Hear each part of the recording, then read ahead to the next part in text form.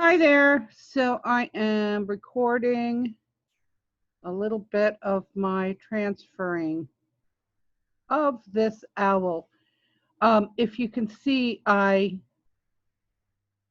printed out in sort of a draft version, so it's kind of light.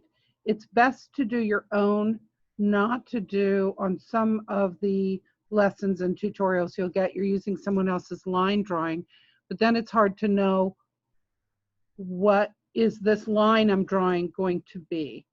Then I printed out in black and white. And if you see, I am drawing in red so I can see that I've drawn in everything that I want to draw. I'm also in a slightly different position than I usually record in because, as most people know, I'm getting ready to move. So my desk is in a temporary state here. The other thing I'm doing is, although you see me outlining black things, I'm remembering that I'm outlining the white. I'm drawing the edge where the white ends. Does that make a difference if I'm drawing the black or the white along an edge that's white on one side and black on the other? Yes and no. You see, if this black line here was a white line, I could just draw it. Like here's a white spot. I could just draw that because it's going to come out with the white transfer paper as a white line. And I don't have to get every single little line on here. But what I want to do is mark out some of the main, here's where this gray starts.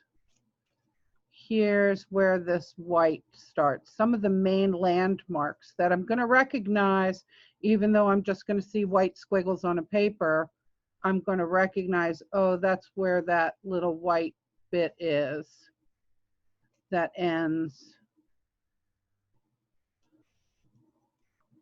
that part, or over here it looks like it's the beginning of the wing. So now here I can see more clearly. I am outlining white patterns in the wing on the feathers. These feathers are really ornate and covered with all kinds of speckles, and we'll be able to see that better on the computer screen and on a better printout. That's another thing. I print out a color version and I have the computer screen because sometimes you see different things in each. I also want to note where one type of feather ends. I have this type of shorter feather in here. I have the wing feathers over here that I wasn't quite done with.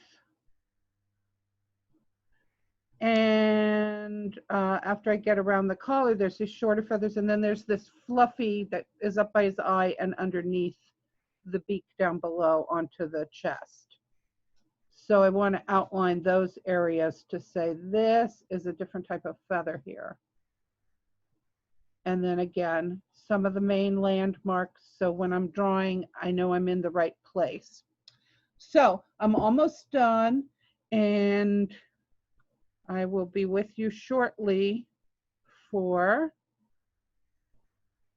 drawing along with this owl by Menno Coops on black paper.